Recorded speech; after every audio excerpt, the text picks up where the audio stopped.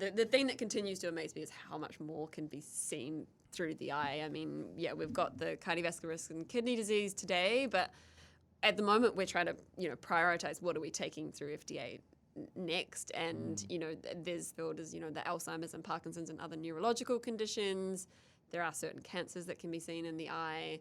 That always continues to amaze me is kind of what the R&D team come out with of what else we can see. The New Zealand Tech Podcast, brought to you by Gorilla Technology, proactive and strategic IT. Hey folks, greetings and welcome along to the New Zealand Tech Podcast. I'm your host, Paul Spain, and great to have Francesca Logan joining us from Toku Eyes. How are you? Thanks for having me.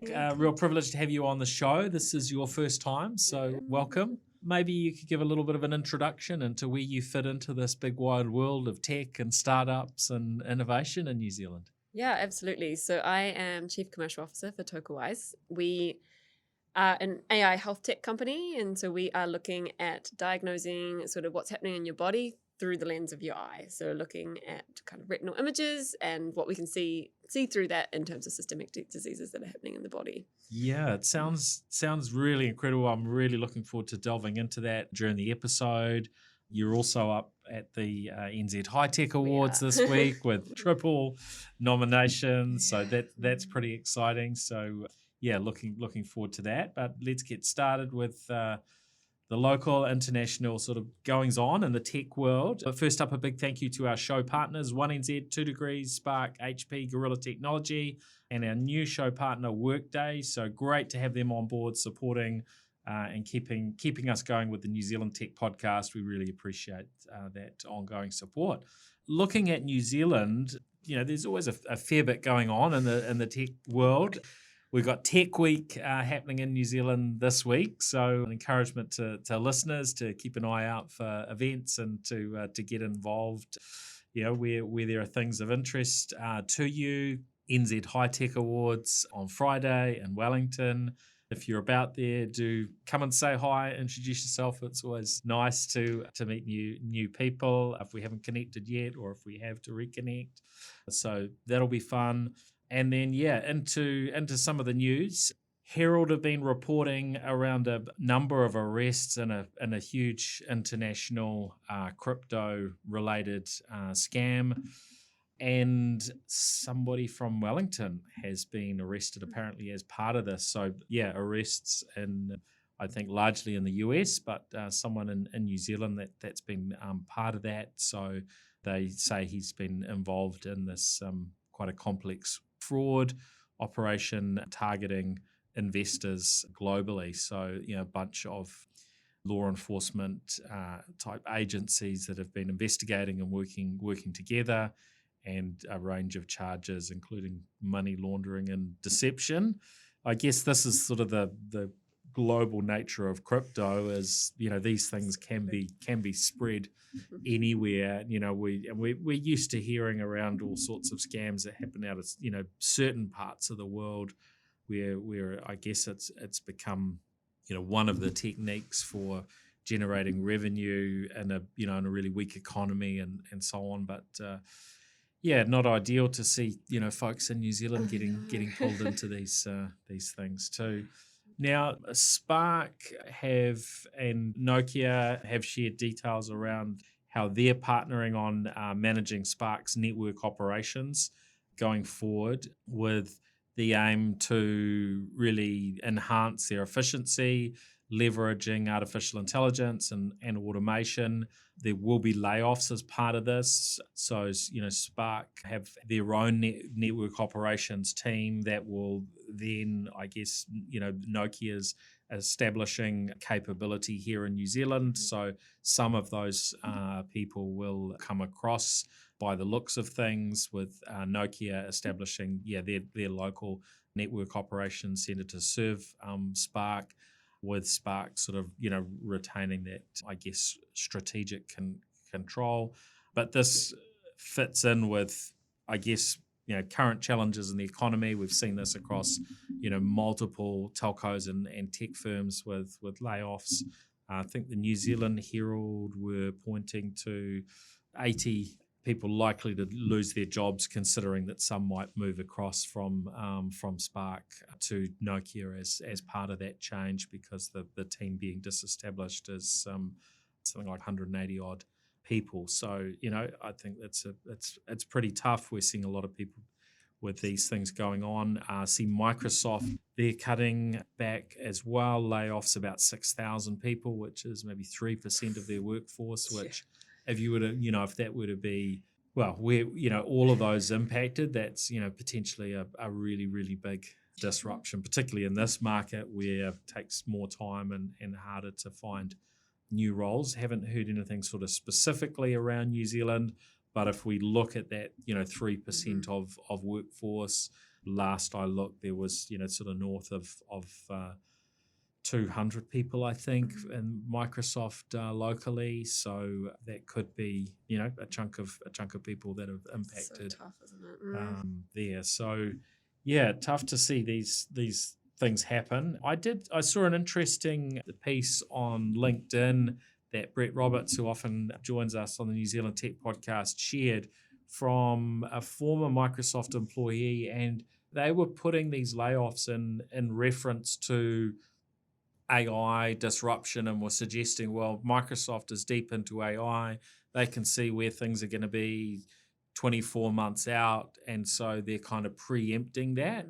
I think that may have generated a bunch of clicks and a bunch of interest and some agreement, but I guess looking back at the past quite regular layoffs we've been seeing from Microsoft and others, it didn't look like it was hugely outside of the sort of cycle of what they do. I think there was a reference saying that this was the largest layoffs they've done since 2023. So it wasn't like the largest layoffs they've ever done. Yeah, right. It was just in the last couple of years, they're making good profits. I think this particular item was talking about them having something like 125 billion US dollars in the bank and making 25 billion a quarter in terms of profits. So absolutely true that they could have afforded to not do this, but it does seem to be part of how the big tech firms seem to operate. Yeah, and absolutely. I think AI could be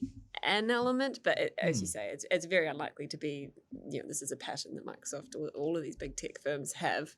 I think I'd be more interested to see how their hiring rates are changing, because I don't think they've announced any kind of hiring freeze. I'm sure they are still hiring, and maybe AI is making the workforce kind of go faster and more efficiently, and so maybe they are doing layoffs and actually bringing less people in, but.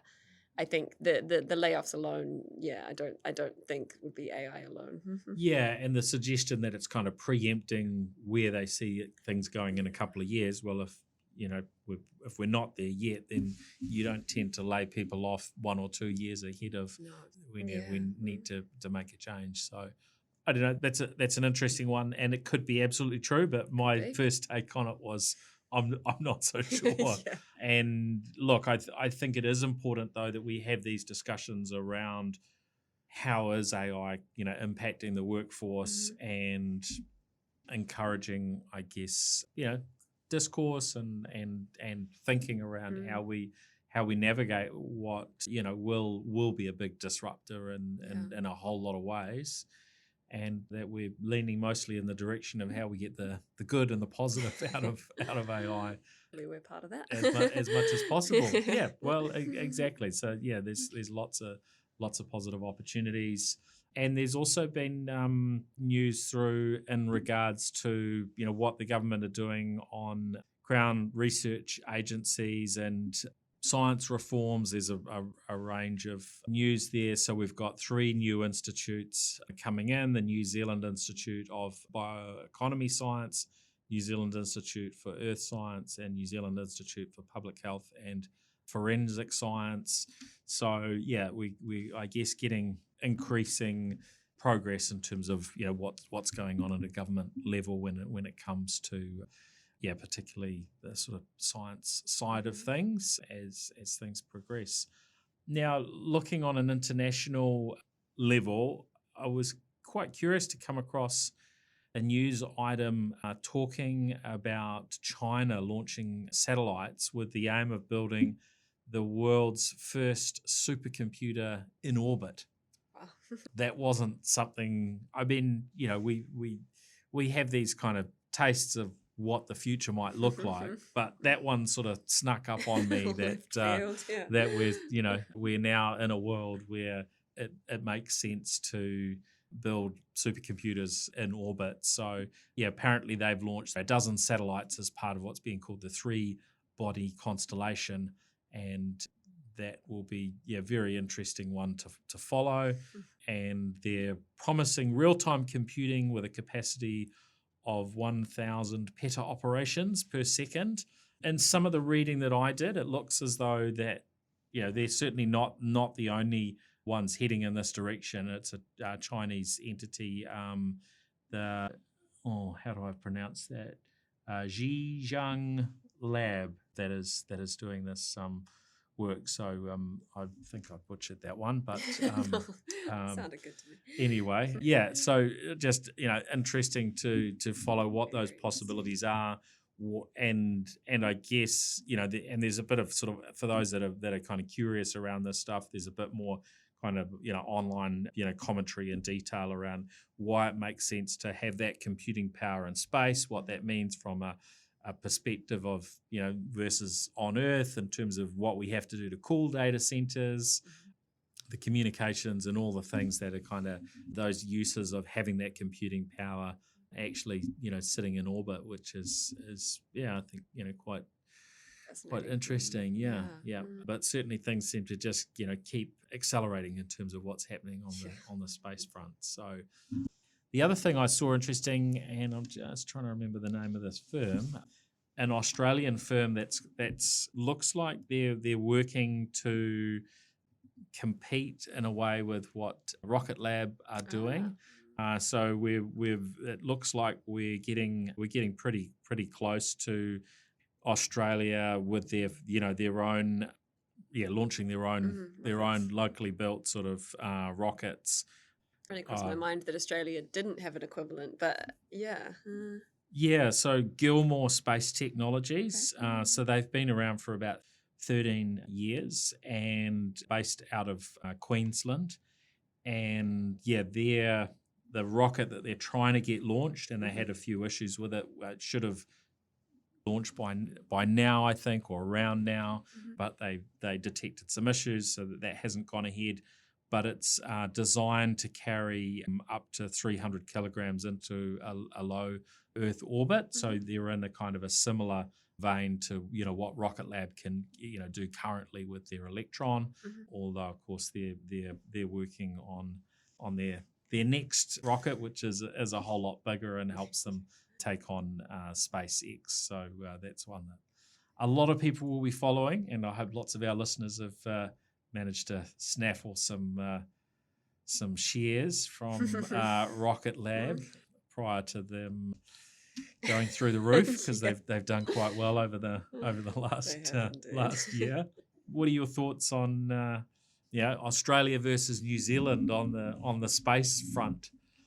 I mean, in all honesty, space is a whole other world to mine. But yeah, I mean, when you said it, I sort of was thinking, and I didn't even fully realize that we were so far ahead of them, and that they didn't have an equivalent to Rocket Labs already. That's actually surprising to me. Yeah, but kind of cool that we are so ahead of them. Yeah, and I mean, it is interesting, different sort of data on New Zealand and Australia, and I guess there's a lot of opportunities for collaboration as well between our aerospace sectors. But there's a fair chunk of export earnings that are generated by by both countries, and we've got literally hundreds of aerospace companies in New Zealand. Although there's probably only a very small number that we all know about, and Rocket Lab's probably the main one that most people would know about, and the rest kind of largely are, I was going to say fly under the radar, but they're all over the radar. But anyway, all right, on to other topics. So we've got reporting on a baby getting the world's first personalised gene therapy treatment. And this is a baby with a rare metabolic disorder who's received this this personalized gene therapy apparently developed in just 7 months, and this has improved his health and diet, and this is, I guess, kind of an early taste of some of what may well just become a normalized thing in the years ahead. And this is where innovation and kind of health tech is taking us, isn't it, into all sorts of Huge new areas. potential, yeah. Yeah, yeah. I mean, a lot of potential risks as well, but Mm. but I'm sure it'll move slowly through all the processes. But yeah, really really cool to see it start to come to fruition.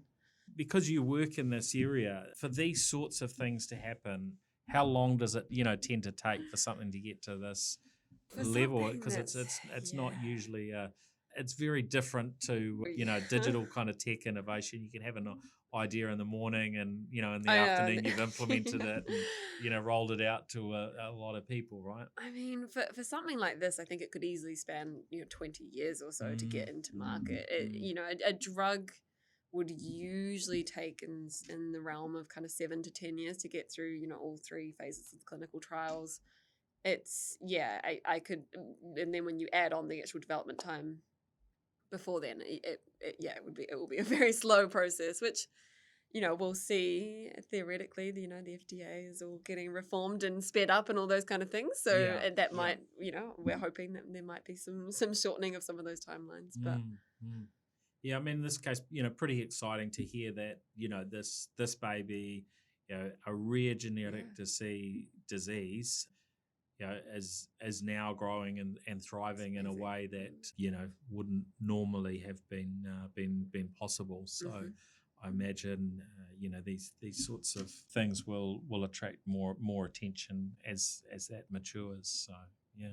All right, a couple of other topics. There's been some criticism of the UK government's AI copyright stance, something we've kind of delved into a little bit in the past. And yeah, it's Elton John who's kind of throwing shade at the UK government, calling their ministers losers for rejecting protections for artists. And look, I find this quite fascinating. It is a real challenge as to exactly how we legislate around differing forms of AI and what's the appropriate way to handle it, what's appropriate from a protection perspective.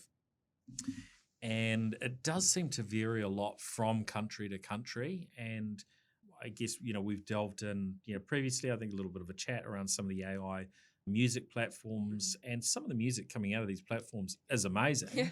And that's partly because it's drawing on the likes of Elton John's music and others' creativity, and then trying to or literally kind of taking the inspiration and kind of copying elements of that. And so yeah, I find this is going to be something that probably is going to be quite an ongoing challenge.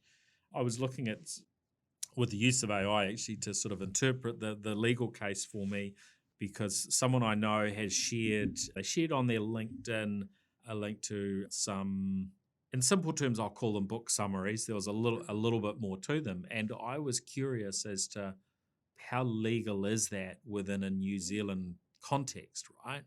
And for my own team, I'm they'll read a book and I think, oh, that'll be good for this this person or that person and so on, but not everyone wants to listen through or read a long book, and sometimes the essence of it might be able to be communicated in a fraction of the length, right? So I was looking at the legalities of summarizing certain aspects of books, and certainly the AI I was using from what it was drawing was highlighting some potential challenges in a legal context within New Zealand at least. But there are certainly platforms, in fact you go to Amazon.com, right, and you're searching for a book, it'll come up with the original book, and then it'll come up with a short summarized one. And if you're not quite careful what you're clicking on, you might buy someone's book summary of the actual book, when you actually want the original book. And I think there's some interesting things going on there. And I don't know how you get the copyright.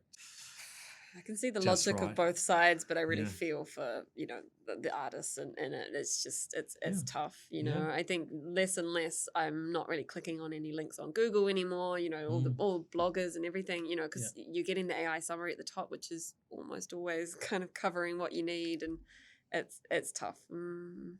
Yeah, although you obviously get challenges with that, and we had one earlier with some of the content within our topics for today, where we had something that was, we'd asked AI to research it and collate it for us, and what it came back with was blatantly wrong. Yeah. But if it's more subtle, you don't necessarily know that as well, right? So if everything's right and something wrong is kind of buried in it, you might not catch it as well. So no doubt some interesting challenges ahead. And I did see news come through that Amazon have produced a new robot called Vulcan. This is their warehouse robot, and they say that the hardware can feel what it's touching. So I guess it's they're trying to emulate a more human type capability. So if you can imagine for Amazon and the sheer scale of e-commerce that they do, they have a lot of people within their warehouses in the US and other locations around the world. But from their perspective, they would prefer not to be paying humans 24/7 free labor. So if they can get these robots that will be more human in varying ways, like feel what they're grabbing and not breaking things, if it's collecting a bunch of things from around a warehouse and boxing them up, then you can imagine that they will be there as quick as they can, and that's kind of what seems to be going on here. So apparently the article I read referred to as a two-armed beast, and it's already working in their fulfillment centers. One in the US and another one in Germany at this stage, and has handled 500,000 orders. Wow. Yes, this technology can get a lot of work done. Yeah. It's a lot of people hours right there kind of displaced. Although there's elements of these sorts of things where some of the sort of work that robots displace might not be the most exciting work, but also then you do have a flip side of, well, if we get rid of a whole lot of jobs in these areas, which you can imagine if that's working reasonably well, on a smaller scale, you expect that to continue increasing over time. So one of the comments was that Vulcan can apparently handle around 75% of the products that exist in a typical Amazon warehouse. Okay. So apparently they have around 1 million products, 1 million stock code units sitting in there in a typical warehouse, and this can handle 3/4. Wow, and that could be a significant change for Amazon, and no doubt for their workforce. So, And just the last one on the news front, I saw news through that Motorola have a new phone. The Moto Razr 60 Ultra has been announced internationally. Now, this is their compete with Samsung's Z Flip product. So this is what looks like pretty much like a normal smartphone, but it can be folded in half, similar in some ways to their Razr products of old, but of course it's a smartphone and a folding screen. I've been spending some time with the Razr 50, which is the one that's currently in market, the Razr 50 Ultra. And yes, very, from a hardware perspective, has a lot of similarities to what Samsung have done with their product. However, definitely some differences in the software and other elements. So we'll delve into my experiences with some of the Moto phones on another episode. But I think it's good for us to have that competition in market, and we're not just Apple and Samsung in the market, but we've got some other options. The Motorola phone's now owned by Lenovo, so and that's been the case for a number of years, and obviously a pretty well respected brand when it comes to a lot of technology. So interesting to see, but certainly the physical experience with the handset, pretty solid and pretty capable. But we'll delve into that more on another episode. So time to delve into Toku, or Toku Eyes, as the company is known as locally here in New Zealand. So maybe you can give us a little bit of an overview, Yes, Francesca, certainly. on the journey, and how long things have been going, and where things are at currently. Seems like very much it's a focus on exporting, what you do. So the large market is everywhere but New Zealand. More or less, I guess longer term, but US is kind of where you're already generating revenue. Is that right? Yeah, that's right. Yeah. Well, I mean, as we were saying, health tech never spins up overnight. It's always a very long journey, and and kind of including us. So I mean, we started in Auckland University as with a lot of the local health tech companies, and it's a spin out of 10 plus years of research in the university, and we spun out of Auckland Uni about 5 years ago, and then kind of subsequently raised money with Icehouse and things like that.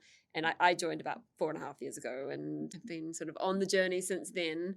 And as with all startups, many twists and turns in terms of what we're looking at. Really, the company started looking at retinal images to diagnose eye diseases, and that was the original product. That was the product that was developed at the university. Was particularly diabetic retinopathy and glaucoma were kind of the first two focus areas. And then as we kind of got further and further down the line, and we started collecting more and more data, and more capability in the team as well, we started realizing that there was actually so much more that you could see in the eye. And so we sort of, at one point, did a bit of a right-hand pivot, dropped the eye diseases, and started focusing on primarily cardiovascular risk initially. And then now we're kind of going more and more into other diseases that can be detected through the eye. Wow, that's fascinating. So I'm curious to understand, dropping the kind of look at the eye diseases, why would you do that if you can be doing that maybe alongside the other things, or if it's optometrists who have got who are looking in and capturing people's eyes and so on anyway? Well, the thing is with healthcare is that you have to get the regulatory approval, particularly the FDA process. The cost of taking something to market is always in the multi-millions of dollars. So we have the technical capability to do almost all eye diseases. We have to prioritize what are we taking through FDA. Okay, so it's about prioritization. Yes. And it's not saying that we might not do it in the future or acquire it somehow, because we would like that capability. At the moment, we sort of partner with people. The eye diseases space is becoming a very crowded market. It's quite an easy product to develop. There's sort of dozens of companies, and so we have split away kind of almost on our own into these kind of other diseases. So we're definitely the first to bring it to market in the US. And so it kind of just enabled us to differentiate a little bit. We've ended up kind of leading the world really in this space. What a great pivot. Yeah. And so it just made a lot more sense. And we may at some point come back and fill in with the eye diseases as well. Yeah. And what other sort of pivots and tilts and turns have been made along the way? Because I imagine that probably after all the research that's been done at Auckland University, and then to maybe, you could probably tell the story better than I can, but you hit a point where you realise, hold on, we've got all these competitors that we'd be, dealing with, and you're trying to work out, well, what do we do? Yeah, it's probably not the most nice experience to sort of, come upon and realise, but that sounds like a really good kind of outcome. Yeah, I mean, it's always hard to know. You've got very limited resources in a startup. We're still operating with a team of about 20 even now. And so everything we do is about focusing, and we say no to majority of opportunities that come our way these days, just so that we can actually execute on, the things that we really need to be able to do. But I mean, yeah, there's so many different turns. I mean, at one point we were looking at Australia. That was going to be maybe our first key market, and then we kind of pivoted across to the US. Just it's so much bigger, so much more potential there. I think in terms of who, what was our target customer, we've really looked into, we probably started more on the primary care and other kind of health services, and now we've ended up really targeted towards just optometrists as being our target customer. So yeah, I mean, it's kind of part of being in the startup world that you kind of just have to roll with the punches and find your way. But okay, well, so walk us through that. So you're working with optometrists, but you're not looking for eye diseases. So tell us how you landed on that as your approach. Yeah, well, we actually work really well with optometrists because they can already do the eye diseases themselves, and that was kind of one of the issues with the eye diseases is optometrists didn't want to buy it from us because they're already doing it, so they didn't want to pay extra. It's like kind of paying for someone to check your homework a little bit, and while there is some value in it, I think they couldn't get there in terms of actually paying much for them. We have kind of opened up a whole new world to them that that humans really can't do. Well, certainly, you can't detect cardiovascular risk, for example, in the eye until it's at a very advanced stage, and then someone may pick it up. But we're able to do that much earlier. So we've opened up a whole new revenue stream for them. And so it's ended up a really great partnership opportunity to do with optometrists. Wow. So what are, run us through the sorts of things at the moment that, you're able to detect and, where those are at from a regulatory, approvals perspective. And so on. It's a bit of a mishmash depending on where you are. But we've got one product, which is our wellness product, which is BioAge. So that's available everywhere because it's a low risk kind of medical device. And so that is looking at your biological age. So we're looking behind the scenes at your cardiovascular risk or all the influences that would affect your heart, your brain, and your kidneys that we can see through your eye. And then we're comparing, are you doing better or worse than what we would expect for someone of your chronological age? So you can either be younger or older. So that one is the one that we're really rolling out kind of at pace in the US. And then we have 2 of our medical products going through the FDA journey at the moment. So we're just finishing off our clinical trial on our cardiovascular risk assessment. So that is more of a medical device. And that one is, telling you if you're at an increased risk of a heart attack or stroke in the next 10 years. And so that one we're hoping to bring to market either late this year or early next year. And then we have our chronic kidney disease product as well. And so chronic kidney disease, it's one that I'm really excited for. It's a very silent, underdiagnosed disease. So 9 out of 10 people with chronic kidney disease have no idea that they have it. And so the product that we've developed is picking it up at a very early stage. And it's a very debilitating one when it gets to kidney failure. Either at that point you're on dialysis and or on a kidney transplant list, and your lifespan is kind of severely decreased at that point. So walk us through how this works. Someone walks into their optometrist. Their optometrist is taking photos of your retina, the back of your eye, and which is high resolution and some detail, and then you've got sort of machine learning kind of algorithms that then get applied, and so you're able to look for the patterns. Is that pretty much? Yeah. So I mean, we use the images that are already been taken today. So if anyone's been to the optometrist in the last few years, almost definitely they would have had an image taken of the back of the eye, and we use the most basic version. Sometimes they try and upsell you on OCT, which is like a 3D image and all sorts of things. We don't actually use that. You don't need it. We use the stock standard one that they pretty much take on everyone. Okay. And then they would ask you, do you want to get a cardiovascular risk assessment or other things? And they effectively, once they've taken the images, they click a button, it gets spun up to the cloud. We work with Microsoft with Azure, and then about 30 seconds later, it comes back with their results. So depending on the product, that can be different things, so either elevated cardiovascular risk or not, or the BioAge or the chronic kidney disease down the line. And so then you've potentially got a little bit of a shock element. How do you go about delivering this information that your machine learning has been able to detect? Hold on, there are some signs here, And I guess, yeah, you hope it's accurate. I mean, you would have all the sort of smarts to work out where you give those indicators. So you'd have very high confidence, presumably, to give that. But then there's a next phase, isn't there? You don't just go, here it is, and your optometrist has told you you're going to die in 6 months' time because of, X, Y, Z. It's not quite like that, right? So No. how does that, actually play out? Yeah, it's probably the area we've been most focused on recently because the result itself is really step one of a 100-step journey. Yeah. And if someone doesn't do something with that result, whether it's high cardiovascular risk or high bioage or chronic kidney disease, it's kind of almost useless them even knowing it. And so the optometrist plays a role in terms of they are the first person who give the patient the results, but we also support them using digital formats. And so there's a results portal that they can sign on to. They can find out a lot more about their results, but also kind of more importantly, we're developing some really strong partnerships, mostly over in the US at this point, around how, handing over the person to the next kind of care provider that can actually change that person's risk in some ways. So the one that we've just launched is with CVS.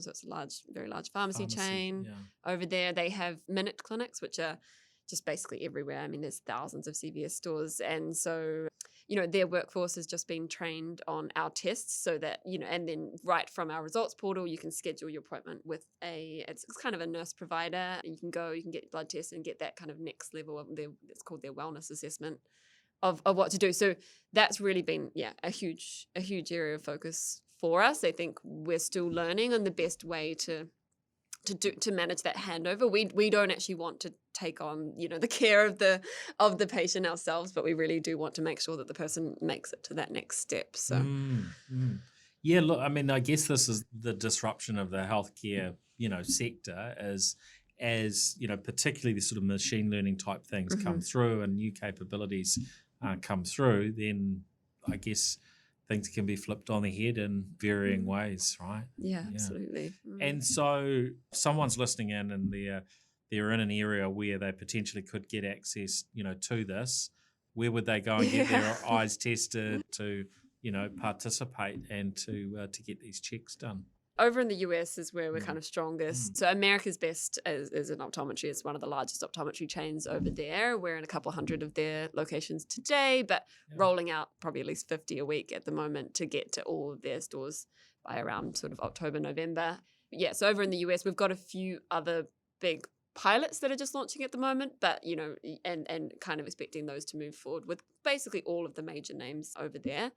There is one in New Zealand that I'm not sure that I'm allowed to say the name of yet, but it's a name that everybody would know very well that's hopefully launching July. So so it could be very soon. Yeah, and so that one should be coming up. But in terms of price point, we kind of leave it up to them, right? Because optometry often exists in bundles. So you're not necessarily paying for this part of the exam here, and then you pay for an eye exam, and so it's sometimes hard. But if it is an upsell. Oh, it's absolutely fascinating. Yeah. Anything else that you think would be of interest to listeners?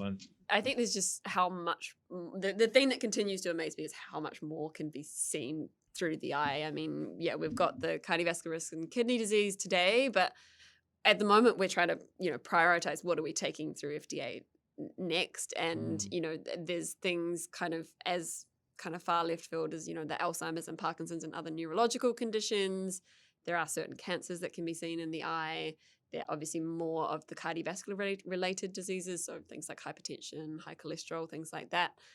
Preeclampsia. Yeah, it feels like there's just this huge list. And so I think that always continues to amaze me is kind of what the R&D team come out with of what else we can see. I before joining this company, I was in health tech before, but I had not in eyes specifically, and I just had no idea. Well, we've talked varying times, and there are other companies, the Heart Lab, who used to be in this building. I went and visited an eye clinic in India who were, also sort of taking, retinal pictures, but that was in babies born prematurely to avoid blindness. But we've delved into, I guess, there are so many potential aspects through mix of technologies, wearables, and so on.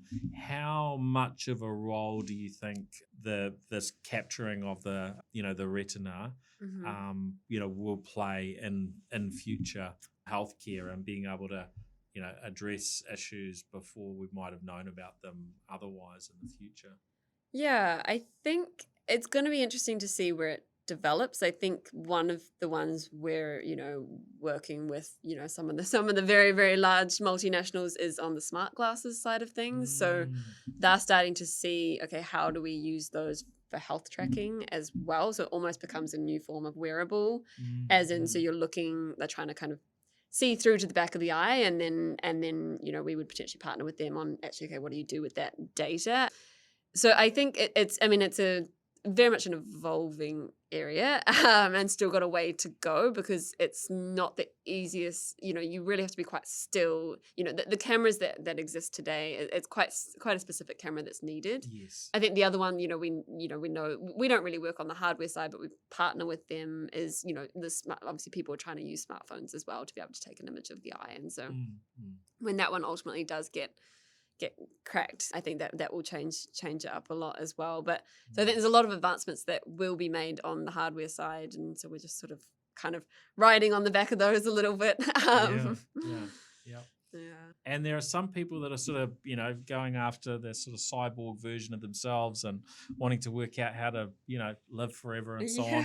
Do you see these technologies are going to open up and bring, huge transformation in our lifespans? We already live, on average, probably a lot longer than what people were living, 100 or 200 years ago. Do you see? It's the Brian Johnsons and everything, isn't it?